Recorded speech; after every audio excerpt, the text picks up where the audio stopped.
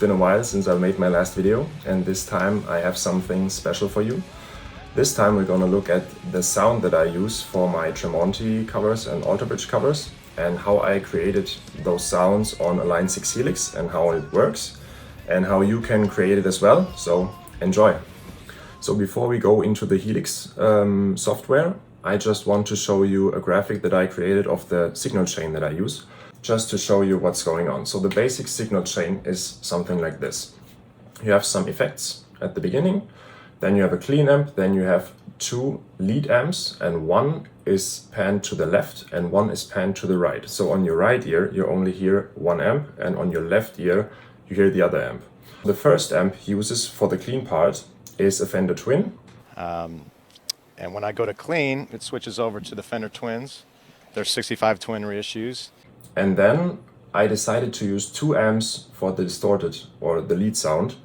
And so on the left, it's a PRS Archon, and on the right, it's a Mesa Boogie amp. I don't know which one exactly.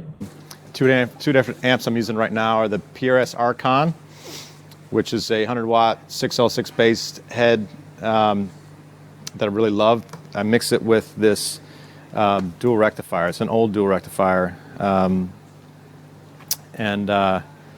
paired up, they sound really nice together. And then those signals come back together, but you still hear them, one on this ear, one on this ear, and they go through a few additional effects like a delay, an equalizer, reverb, and then they go out.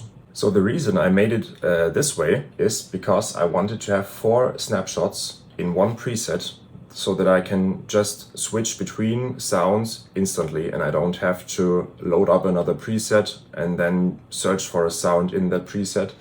And so I decided to come up with this cool triple amp design, which is kind of complicated to recreate, but it's really worth your time because you are really flexible if you manage to put this together once. So the first sound that I created was the clean sound. It looks like this. You don't need a wah pedal and you don't need a distortion pedal, so those are bypassed in this snapshot. And also you don't need those two distorted amps, so it's just basically some modulation if you want to, you don't have to use it either. Then the clean amp into 2 cabinets and then back to those effects and then out. For the second part, this is where it gets interesting. So this is the overdrive sound, and now I have 1 amp on the left ear and 1 amp on the right ear. And so you can hear both amps separately, simultaneously, which is really cool, which adds another touch to the sound, and it makes it much richer and much more complex from the sound, which you're gonna hear later. I'm gonna show you the lead sound, which is just a tube screamer added in front of the signal chain. And for the solo part, it's just a wah pedal added in front of the chain and a different delay. And don't worry about the setups of the different parts. I'm gonna show it to you in some detail in a few minutes. And yeah, but it's just important that you understand the basics of the signal chain. So for clean sound, we just have 1 amp. For distorted sound, we have 2, but 1 on the right ear, 1 on the left ear. And then we just add a bunch of stuff for the other sounds, and you can play with this setup and create an unbelievable amount of different sounds. Alright, so now I'm gonna show you how to create this preset that I just showed you in the Helix software. And the finished preset looks something like this. So this is the signal chain. Here is the crossroad between the 1 amp on the left and the 1 amp on the right, which is down here. And now is the question, how can you actually create this? So let me just go to a new preset, and then we start by dragging in the most important stuff like the amps and the cabinets and creating the structure, and then we go from there. So let us start by clicking just somewhere in the top line and just drag in the first amp, which is our clean amp, so the US double norm. This is the first amp we use. And make sure not to click on amp plus cabinet. We don't want the cabinet of this amp.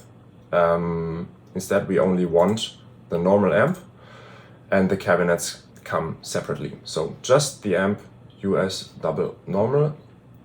The second amp we're gonna use is the Cali for lead, which is this one. Again, without a cabinet, and don't worry about the settings yet. We're just going to do this, and then I'm going to show you the settings afterwards. In the other setting, you saw that it looked like this, where there is this crossroad right here, and now we have to create it, which you have to do a little trick to do it. Just click somewhere, and then we're going to put in a volume control. We just use a volume control, and we don't use it for the tone. So it's just there to create the second path, and it does absolutely nothing. So you just click on it and drag it down, and it creates this crossroad here.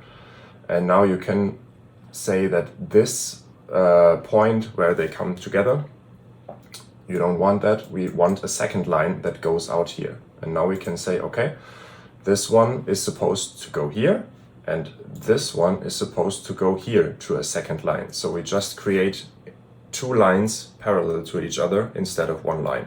That's the whole purpose of this volume control, and now you don't need it. You can just disable it and just leave it there. And now we go to the bottom line, and there we start with a cabinet, which is the 4x12 Cali V30. And we're going to use two of those, one for the right amp, one for the left amp. So 2 times the same cabinet. And now we just drag this one down here. And again, this time we want to edit this crossroad here. And now we can say, all right, this exit is supposed to go here. So we can just say, yeah, you go to path 2A, which means this is 2A. So it starts here. This is 1A, this is 1B, and it goes to 2A and 2B. So here we need this to go to 2B. And now we just have 2 lines. This first line is coming out here, coming in here, and then coming together at this point. Second line coming out here, coming in here, and just coming together there. That's the reason why I made this graphic right here, because it's just way easier to see what's going on here instead of this, where it just looks really, really difficult to understand what's going on. But that's the basic setup. Now we need to make sure that this is at the right spot. So this is supposed to be between the first amp, the clean amp, and this amp. And then we have to decide that the one amp is supposed to be on the right ear and the other amp is supposed to be on the left ear. So now we can say, okay, balance A, this whole A line is supposed to go on the left ear. So we set it to left 100. And balance B, so the B line is supposed to go to the right ear. So we set it to right 100. And the same is here, we do it here. So here we also can say, all right, whatever comes from the left, whatever comes from A, let me look, A is left or right. So A, we do it to left 100, and B, we do it to right 100. So this is the basic setup for this left and right ear thing. And we want this to be here. And now there is just the second amp missing, I guess. We have the clean amp, we have the left distorted amp, now we need the right distorted amp, which is supposed to sit somewhere here. And we just take the archetype lead.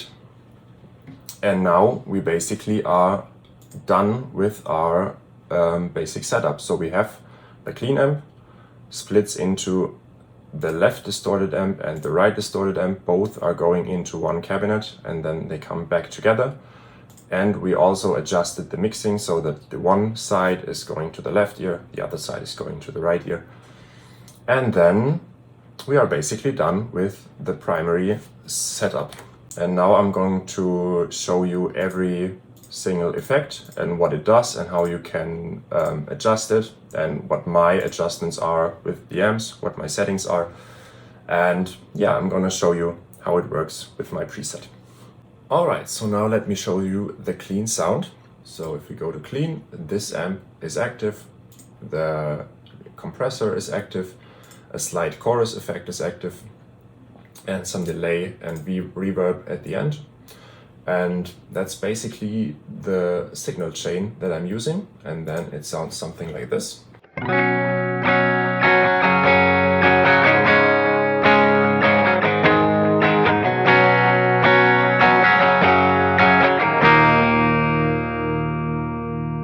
So that's the clean sound. And right now I can also demonstrate you the power of the Digitech drop. The Digitech drop enables you to change the tuning. So right now I'm not in E standard because I activated the drop. So let me deactivate it. This is E standard, and now I can just push the button and I'm tuned down half a step, or if I want, 4 steps.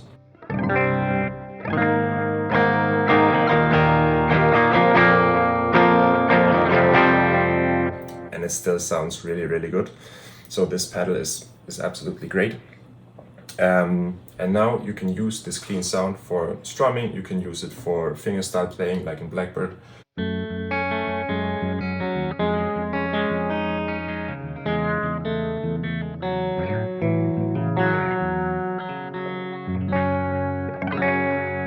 So both works. And I'm just gonna show you my settings real quick. So this first one is a compressor. It doesn't really do that much, but it just tightens the sound a little bit. Then we are going to look at this chorus. So here it's just the higher the mix, the higher the effect comes into the sound. So here, you don't really notice it, but if I turn it up to like 40%,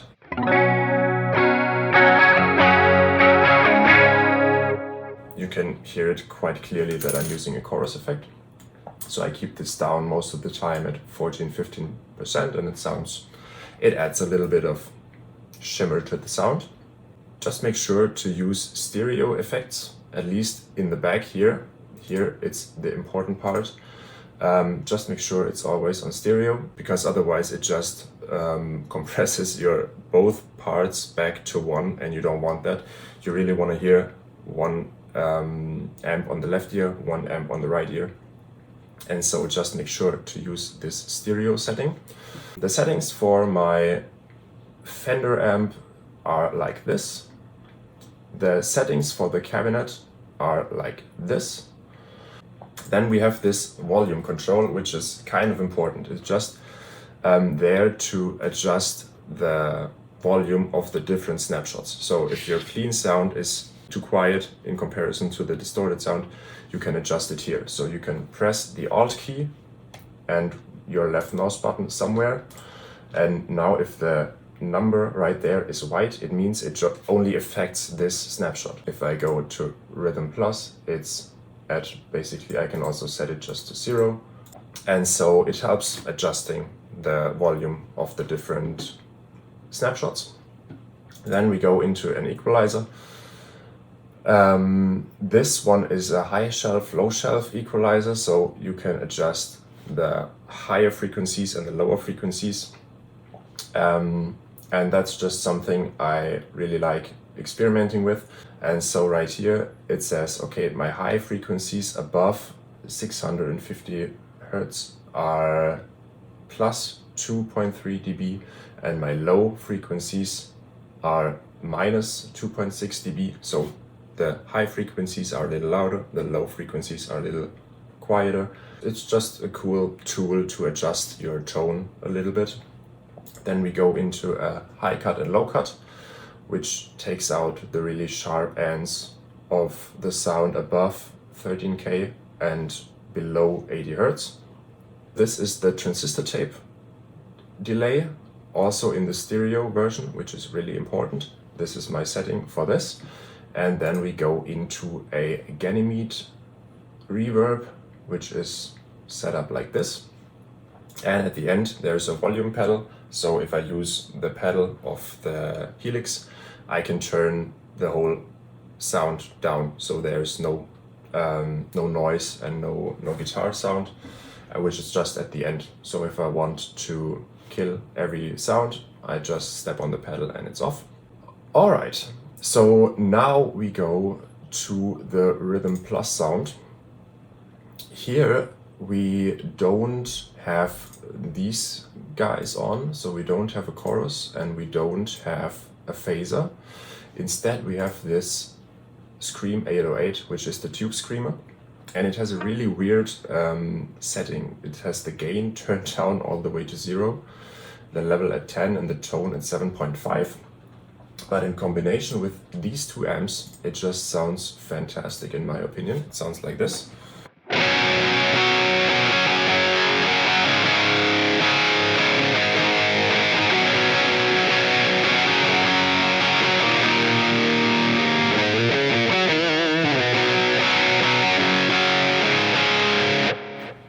So that's just a guitar sound that I really like, and it stems from this one amp on the right and one amp on the left. So if I disable this one,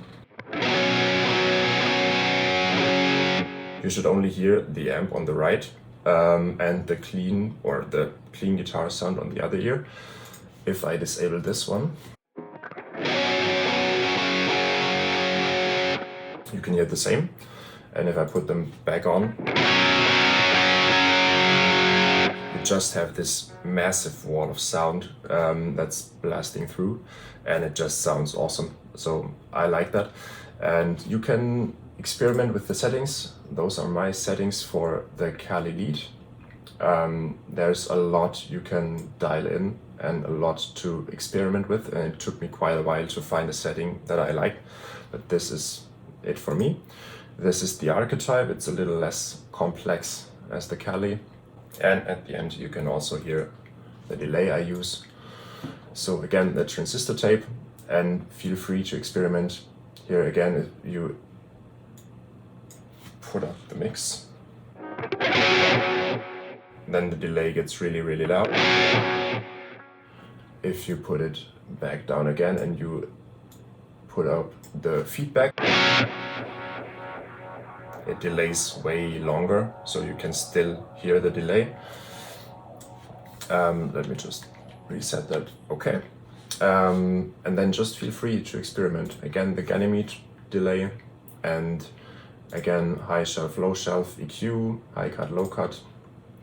So the rest is basically the same, and it's just this amp setting that makes this so great to play with. All right, for the solo sound, this time we add in the wah pedal, and there is a little trick you can do, which is right now you see, the wah pedal is turned off, and that's because it's at the maximum position of the Helix pedal.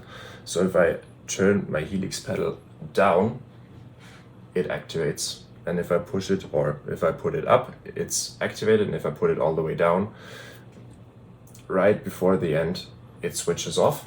Now you hear the sound with wah pedal and without wah pedal. So the sound sounds like this. So it's basically a louder version of the lead sound. And now you hear it doesn't really sound that great when you leave it on. So what I did is I created a version of the wah pedal that turns off if I reach the maximum position. If I turn it all the way down to this position, it activates and the wah effect is hearable.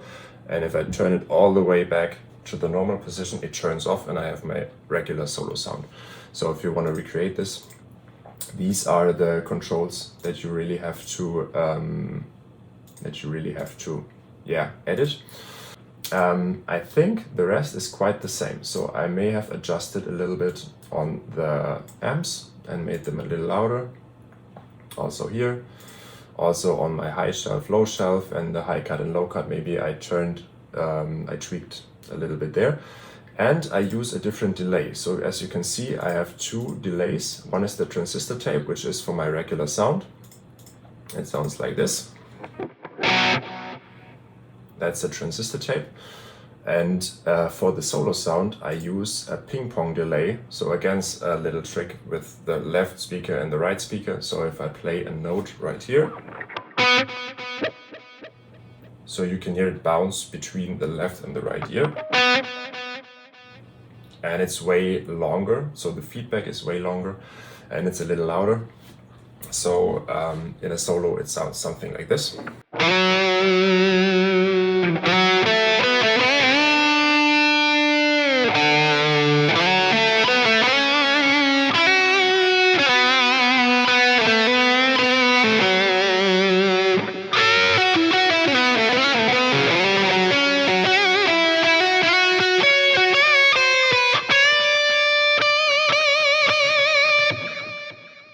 So yeah, something like that. It's really turned up quite a lot. So I'm thinking about, yeah, it's at 30%. So if you turn it down a little, it's not quite that much. But again, you can play with it and you can just do whatever you like. Yeah, and that's my 4 setups. So I got the clean. Oh no, actually I forgot the rhythm part, which is just the same amps with those settings and without the tube screamer, which sounds like this. So it's not quite as heavy as the lead sound, and if you roll back your controls on the guitar,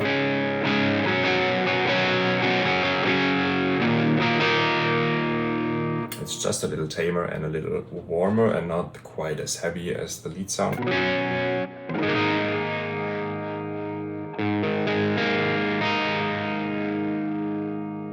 And that's for, yeah, kind of in between parts where you don't need clean sound, but you also don't need a heavy lead sound. Then it's this setting.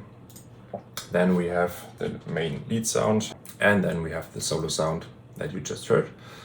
And that's basically the preset. So you have your basic setup, and then you can just add whatever you like in between. So at the beginning, there are some effects.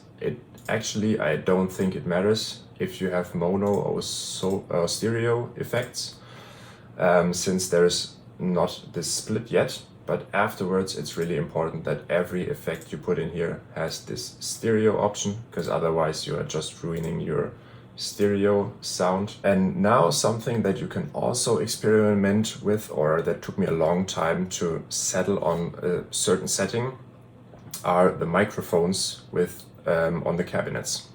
So here I use a 57 dynamic mic, on the other one as well.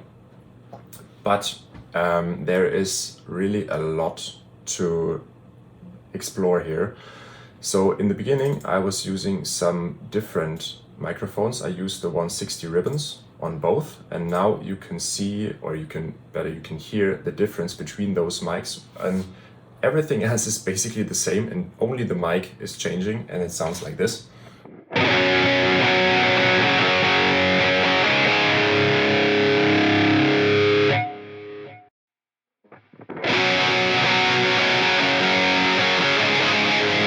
So I hope you can hear it, but this one, the 57, is much more direct and much more like in your face, and yeah, it's much more present than the 160.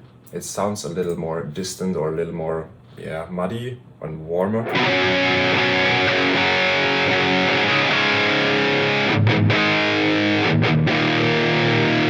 And a little darker as well, in my opinion. So just feel free to experiment with whatever setting you like. I like them both, and it's just depending on the song. For the auto bridge stuff, I most of the time use the 160 ribbons. For Tremonti stuff, where it's really another notch harder, I use the 57s. So just feel free to experiment and try whatever you like.